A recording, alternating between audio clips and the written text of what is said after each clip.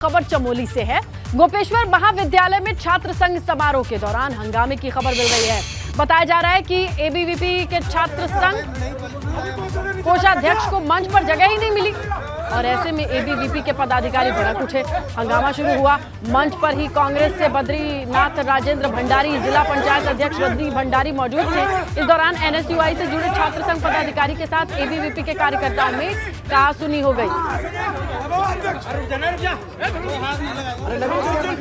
ज्यादा जानकारी के लिए रुक करेंगे हमारे सहयोगी लक्ष्मण राणा का। लक्ष्मण, ये बताएं कि कौन थे आयोजक और बैठने की व्यवस्थाओं को लेकर ही ये मामला सामने आया या फिर पहले से ही कुछ चल रहा था? ये देखिए, इसमें चल रहा था सबसे ज्यादा जो संख्या चमोली जनपद में छात्रों की है वो गोपेश्वर महाविद्यालय में है और आज वहाँ पर छात्र संघ समारोह का आयोजन किया जाना था, जिसमें कि मुख्य अतिथि के तौर पर जो बद्रीनाथ विधायक हैं राजेंद्र भंडारी वहाँ पर पहुंचे हुए थे।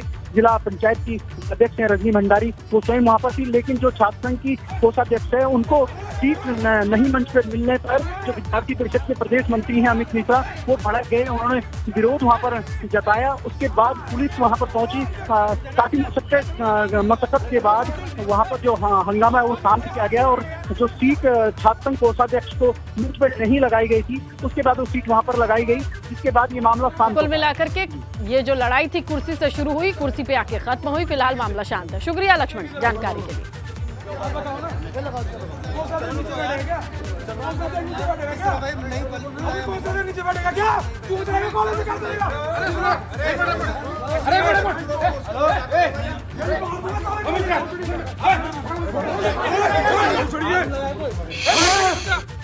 खबर मसूरी से है। मुख्य सचिव ने मॉल रोड का निरीक्षण किया है। मुख्य सचिव के साथ तमाम बड़े अधिकारी मौजूद रहे। मॉल रोड के पुनर्निर्माण काम का निरीक्षण किया गया है। काम की धीमी रफ्तार पर मुख्य सचिव ने नाराजगी जताई है। आपको बताया कि यहां पर कुछ समय से हो रहे पुनर्निर्माण कार्य को लेकर के खासा रोष भी जताया था व्यापारियों ने। लेकिन आज की तस्वीरें बयां करती है जहां मुख्य सचिव के साथ तमाम आला अधिकारी थे और खुद जमीन पर जाकर के काम की रफ्तार को देखा। ज्यादा जानकारी के लिए रुक करेंगे हमारे सहयोगी सुनील सोनकर फोन लाइन पर मौजूद हैं। तो सुनील, क्या फटकार लगी काम की धीमी रफ्तार को लेकर के? कोई डेडलाइन तय की गई या अभी भी पूरे सीजन में पुनर्निर्माण कार्य ही चलेगा? तो देखिए, जिस तरीके से यहाँ पर पिछले दिनों मुख्य सचिव द्वारा मसूरी माल रोड के पुनर्निर्माण को लेकर नाराजगी जताई गई थी और आज स्वयं मुख्य सचिव माल रोड पर है और यहाँ पर निरीक्षण कर रहे हैं। अधिकारियों को जमकर फटकार यहाँ पर लगाई जा रही है कि किस धीमी गति से काम किया जा रहा है। अधिकारियों का कहना है कि बारिश की वजह से कुछ दिक्कतें जरूर आई। उन्होंने 15 जून का समय दिया है कि 15 जून तक मसूरी के पुनर्निर्माण का काम पूरा कर लिया जाना चाहिए। कार्य की गुणवत्ता का विशेष तौर पर ध्यान रखा जाए और पूरी माल रोड को बहुत खूबसूरत तरीके से सजाया जाए। इसको लेकर यहाँ पर निर्देश दिए गए हैं। जिलाधिकारी और उपाध्यक्ष एमबीडीओ को साफ निर्देश दिए गए हैं कि वो स्वयं यहाँ पर माल रोड का समय समय पर निरीक्षण करके इसकी मॉनिटरिंग करेंगे। जी श्रीलता, बिल्कुल बिल्कुल, ये जरूरी हो जाता है क्योंकि यही है टूरिस्ट के आने का वक्त और असुविधाएं रहेंगी तो ठीक नहीं है। ये सीजन है, ये पीक सीजन है। शुक्रिया जानकारी के लिए। उत्तराखंड में इन दिनों लव जिहाद का मुद्दा गरमाया हुआ है। विकासनगर में पिछले कुछ रोज के भीतर कई ऐसे मामले सामने आए हैं जिसमें एक मुस्लिम युवक ने अपना धर्म छुपाकर दूसरे धर्म की लड़की को गुमराह किया। तो वहीं एक ऐसा भी मामला देखने को मिला पुरोला से, जो कि मिलता जुलता मामला है।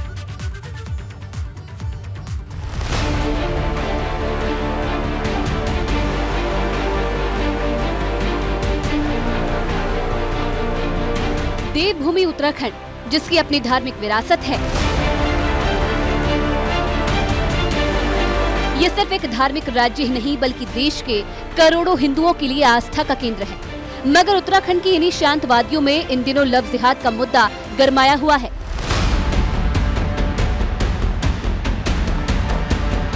देहरादून के पचवादून इलाके में पिछले कुछ समय से ऐसी घटनाएं सामने आ चुकी है जिसमें कहीं न कहीं लव जिहाद का कनेक्शन नजर आ रहा है। आरोप है कि कुछ लोग पहाड़ की शांत वादियों में अपना धर्म छिपाकर भोली भाली लड़कियों को गुमराह कर रहे हैं। पुरोला के अंदर एक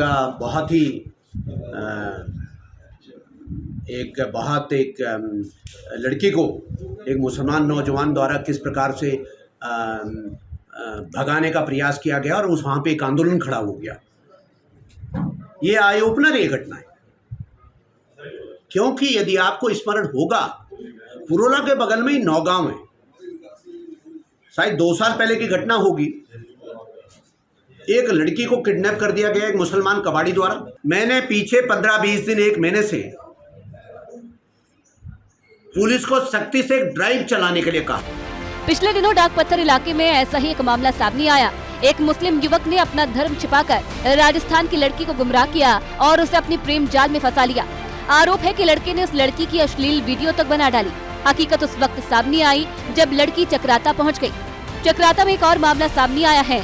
एक समुदाय विशेष के 2 लड़कों के साथ नाबालिग लड़की को देखा गया और शिकायत के बाद पुलिस ने दोनों युवकों को गिरफ्तार कर लिया। हमारा पुलिस के नॉलेज में ये आया है कि वहाँ पे राजस्व पुलिस क्षेत्र में देखा गया है एक नाबालिग लड़की के साथ 2 लड़के, तो उनको राजस्व चौकी में लेके गए हैं। फिर उनके खिलाफ मुकदमा लिख के है राजस्व पुलिस चौकी में, राजस्व चौकी में। तो अभी वहाँ पे इन्वेस्टिगेशन जारी होगा, तो इतना सूचना हमें पता चल रहा है। ऐसा एक मामला उत्तरकाशी के पुरोला में भी सामने आया है, जहां नाबालिग लड़की को भगाने की कोशिश की गई, जिसके खिलाफ सामाजिक संगठनों ने प्रदर्शन किया है।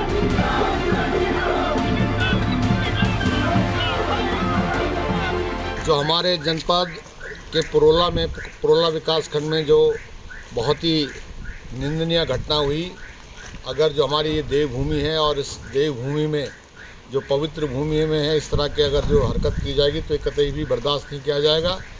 और अगर कोई भी शरारती तत्व तो इस तरह का दिखेगा, पुलिस को साफ हिदायत दी गई है कि उसको कहीं भी पब्लिक में बहुत ज़्यादा जन आक्रोश है और इस देवभूमि में कोई भी अपने धर्म के प्रति जो है माहौल बिगाड़ने का काम न करे। उत्तराखंड में पिछले कुछ दिनों के भीतर ही ऐसे कई मामले सामने आ चुके हैं, जिसमें लड़का विशेष समुदाय से है और उसका कनेक्शन हिंदू लड़की से जुड़ रहा है।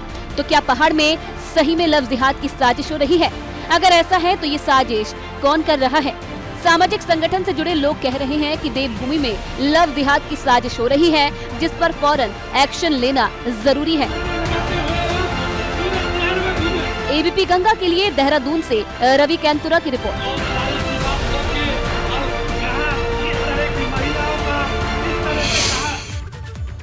बड़ी खबर मिल रही है। बागेश्वर विधानसभा उपचुनाव की तैयारियां तेज हो चुकी है। मुख्य निर्वाचन कार्यालय ने चुनाव आयोग को पत्र भेजा है। कैबिनेट मंत्री चंदन राम दास के निधन के बाद ये सीट खाली हुई थी और अब उपचुनाव को लेकर के ये बड़ी अपडेट आ रही है। 25 अक्टूबर से पहले कराना होगा बागेश्वर का उपचुनाव, ये बड़ी जानकारी।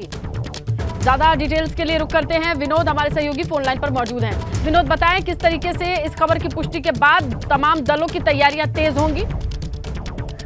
बिल्कुल, देखिए भाजपा और कांग्रेस की तैयारियां ऑलरेडी वहां पर शुरू हो चुकी है, लेकिन अगर प्रशासनिक तौर पर देखें तो 25 अक्टूबर तक इस पूरे कार्यकाल के 6 महीने हो जाएंगे, यानी 6 महीने में ही बाध्यता होती है चुनाव कराना। और धामी सरकार में कैबिनेट मंत्री चंदन रामदास के निधन के बाद में ये सीट खाली हुई थी।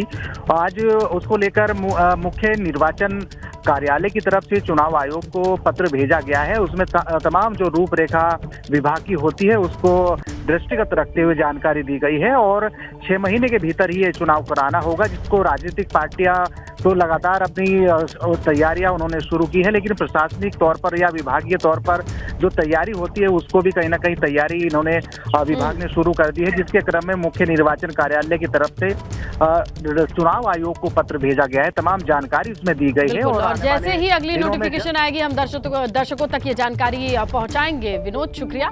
फिलहाल जो इन्फॉर्मेशन आपने दी कि अब प्रशासन की ओर से तैयारियों की सुगबुगाहट तेज है, दोनों दल तैयार हैं पहले से, बस डेट का इंतजार है।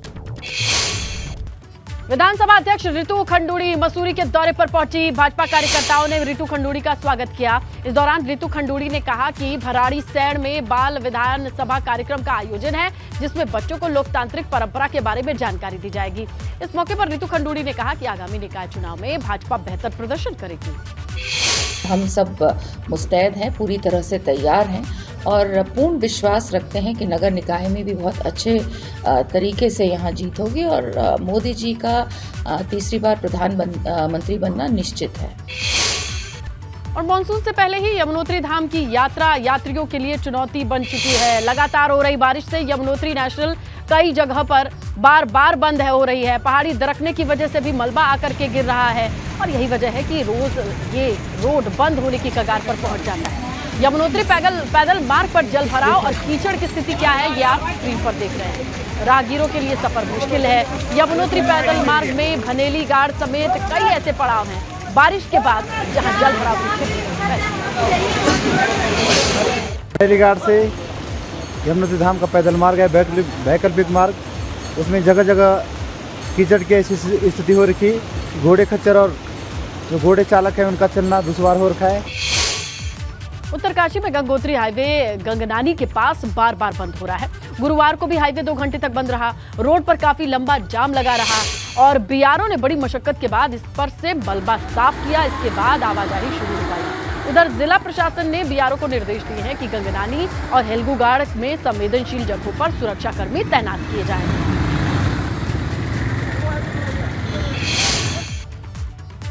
और उधर केदारनाथ की यात्रा पर तीर्थयात्रियों की संख्या इतनी ज्यादा है कि प्रशासन की व्यवस्थाएं चरमरा गई हैं। सोनप्रयाग बैरियर पर भीड़ इस कदर इकट्ठा है कि भगदड़ की स्थिति बन गई।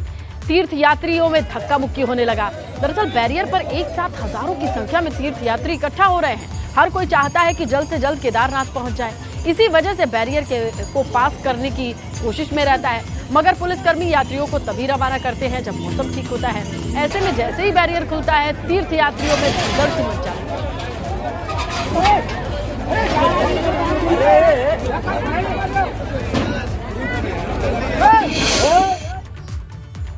एक तरफ खराब मौसम है तो वहीं केदारनाथ यात्रा पर तीर्थयात्रियों की बड़ी संख्या पहुंच रही है। तीर्थयात्रियों की भीड़ को देखते हुए केदारनाथ यात्रा पर 15 जून तक रजिस्ट्रेशन के लिए रोक लगा दिया गया।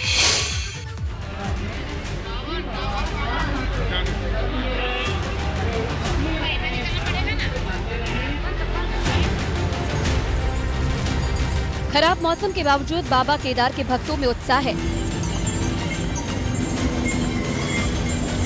मौसम भले ही तीर्थयात्रियों की राह में रोड़े अटका रहा है, मगर यात्रा पर आने वाले श्रद्धालुओं की संख्या दिनों दिन बढ़ती जा रही है।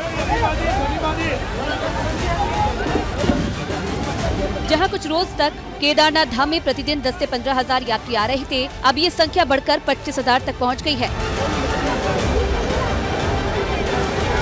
श्रद्धालुओं की बढ़ती संख्या के आगे केदारनाथ धाम में प्रशासन के इंतजाम कम पड़ गए हैं। धाम में तीर्थयात्रियों की कैरिंग कैपेसिटी से ज्यादा श्रद्धालु पहुंच रहे हैं और इसलिए 15 जून तक पंजीकरण पर रोक लगा दी गई है। केदारनाथ यात्रा में 25 तारीख से स्कूलों का छुट्टियां भी हो गया, तो काफ़ी भीड़ वहां पर आ रहा है। जैसे मैं लास्ट 3 दिन का विगत 3 दिन का फिगर्स बताऊं, लगभग एवरेज हमारा 25,000 यात्री आ रहा है।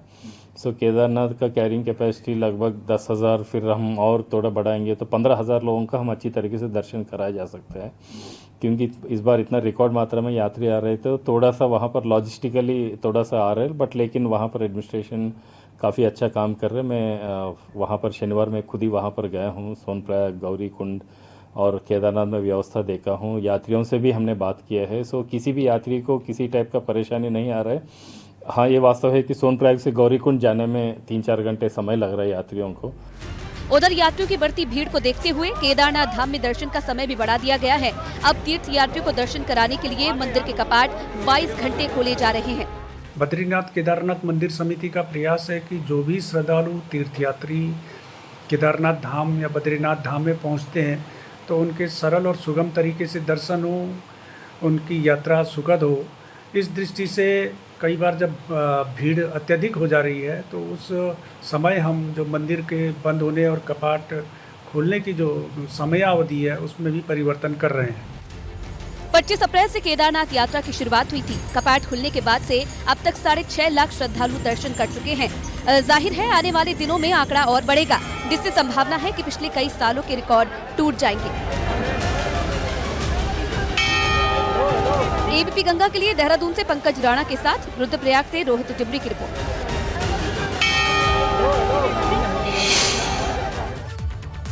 केदारनाथ धाम के आसपास इस बार पिछले साल के मुकाबले काफी साफ सफाई नजर आ रही है। पिछले साल की तुलना में इस बार पैदल मार्ग पर भी काफी सफाई देखी जा रही है। दरअसल पिछले यात्रा सीजन के दौरान बुग्यालों में फैली गंदगी को लेकर पीएम मोदी ने चिंता जाहिर की थी।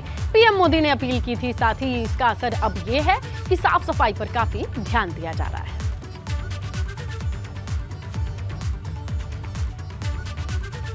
आगे बढ़ेंगे, बात करेंगे उत्तराखंड में भाजपा महासंपर्क अभियान की। कामकाज की मॉनिटरिंग की खबर मिल रही है। सोशल मीडिया पर मॉनिटरिंग की जाएगी, संगठन के वरिष्ठ नेताओं, जनप्रतिनिधि सोशल मीडिया के जरिए महासंपर्क अभियान को लेकर कितने एक्टिव हैं, इसकी पूरी लिस्ट तैयार की जाएगी। इसके लिए भाजपा की सोशल मीडिया टीम नेताओं के सोशल मीडिया अकाउंट की मॉनिटरिंग करेगी। भाजपा का महासंपर्क अभियान 30 मई से 30 जून तक चल रहा है।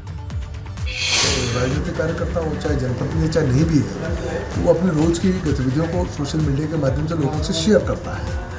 उसके साथ साथ जो हमारे प्रदेश के कार्यक्रम चलते हैं, सरकार के जो कामकाज है, केंद्र सरकार के जो कार्यक्रम चलते हैं, केंद्रीय पार्टी के जो कार्यक्रम चलते हैं, उन सबसे हम लोग जुड़ते हैं और हम लोगों के माध्यम से वो उसका सर्कुलेशन भी बढ़ता है। तो सोशल मीडिया का जिस तरह से उपयोग किया जाना चाहिए, आप जानते हैं कि भारतीय जनता पार्टी ही इसमें पायनियर है, जिसने सोशल मीडिया को ठीक प्रकार से हैंडल किया, जिसके माध्यम से अपने कामों को लोगों तक पहुंचाया। एक बड़ा सशक्त माध्यम है कार्यक्रम सोशल मीडिया के सभी बंधुओं से और मैं जानता हूँ कि आजकल पोर्टल से लेकर सोशल मीडिया का हर जो फेसबुक है, ट्विटर है, बहुत बड़ा योगदान है। हमने ऐसे लोगों को, ऐसे सभी से जुड़े हुए लोगों को हमने बुलाया है और इस अपेक्षा के साथ, क्योंकि अब विकास को और गति देनी है। उत्तराखंड राज्य में सोशल मीडिया, पत्रकार जगत के बंधु हैं, उनका योगदान भी हमको चाहिए। उत्तराखंड महिला कांग्रेस पहलवानों के समर्थन में उतर आई है। कांग्रेस का कहना है कि अगर 5 दिन के भीतर कार्रवाई नहीं हुई तो वो सीएम और पीएम आवास का घेराव करेंगी।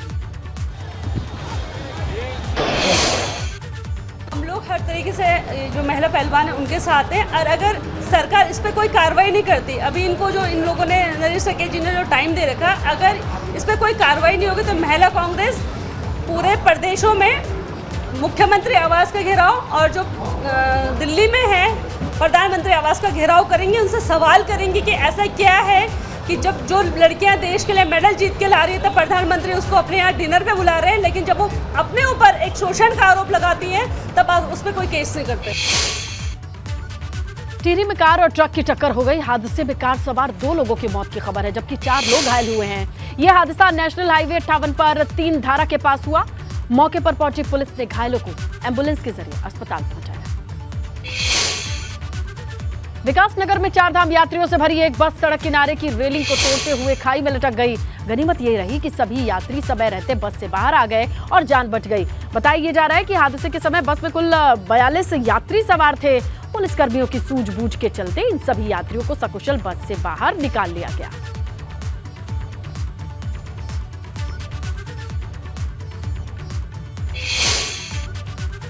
हरिद्वार में कांवड़ यात्रा की तैयारियां शुरू हो गई हैं। इसी को लेकर डीएम और एसएसपी ने कांवड़ यात्रा पटरी का निरीक्षण किया। डीएम और एसएसपी ने कांवड़ियों के लिए जरूरी सुविधाएं तय वक्त पर पूरी करने के निर्देश दिए। कांवड़ यात्रा के दौरान कांवड़िए कांवड़ पटरी से होकर ही गुजरते हैं, जिस पर कांवड़ियों के लिए तमाम सुविधाएं की जाती हैं। अगले महीने से कांवड़ यात्रा की शुरुआत की जाएगी। उत्तराखंड में कहने के लिए तो तबादला नीति बनाई गई है, लेकिन सरकारी कर्मचारी अधिकारियों को बारी बारी से पहाड़ और मैदान में पोस्टिंग दे जाने की नीयत से इसे बनाया गया है। होता कुछ और है। अधिकारियों के रसूख इतने ज्यादा हैं कि इस नीति के कोई मायने नहीं रहे। हाल ही में हरिद्वार पोस्टिंग कराई जिला खेल अधिकारी चबाली गुरुंग का रुतबा तो ऐसा है जिनका ट्रांसफर चमोली जिले में हुआ था, मगर मैडम साहिबा ने अपने रसूख के चलते अपना ट्रांसफर हरिद्वार में करा लिया। ये तब हुआ जब वो पिछले 20 साल से मैदान में ही ड्यूटी कर रही थी। चाबाली गुरुंग 2004 से खेल विभाग में ज्वाइन करने के बाद देहरादून में जमी हुई। 20 साल तक मैदान में ड्यूटी करने के बाद वो पहाड़ में ड्यूटी करने से कतरा रही हैं। सोचिए, ऐसे में अधिकारियों के लिए भला किसी नीति के लिए क्या जगह होगी, उसके क्या मायने होंगे। आप देखिए, महिला अधिकारी जब हरिद्वार ज्वाइनिंग के लिए पहुंची तो कैसे उनका स्वागत किया गया, खुशियां मनाई गई। ऐसा लग रहा है मानो वो कोई जंग जीत करके आई।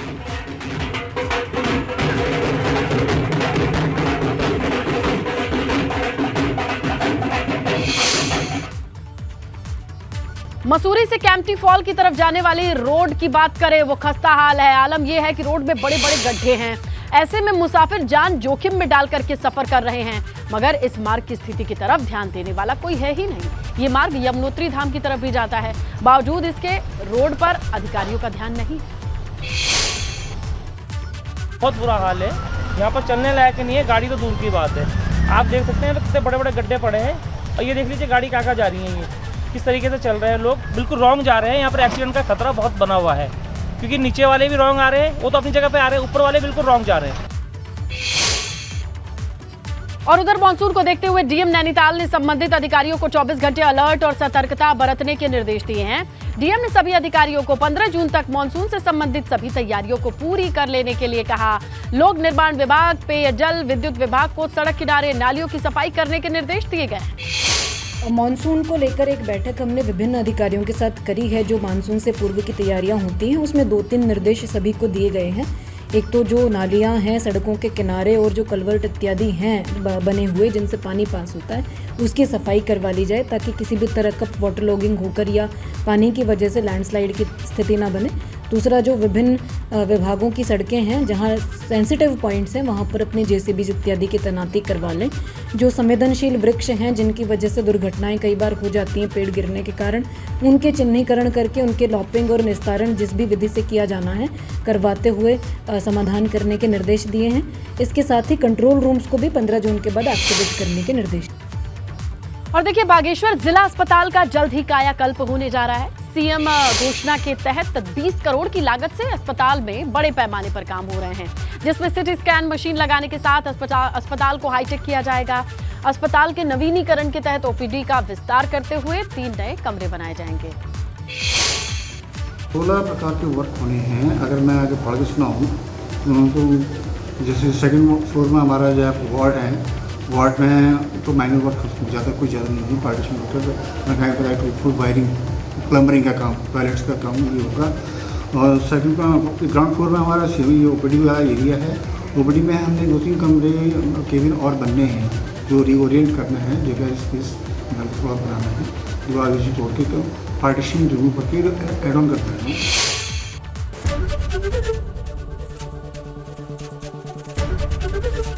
एबीपी गंगा, खबर आपकी, जुबान आपकी।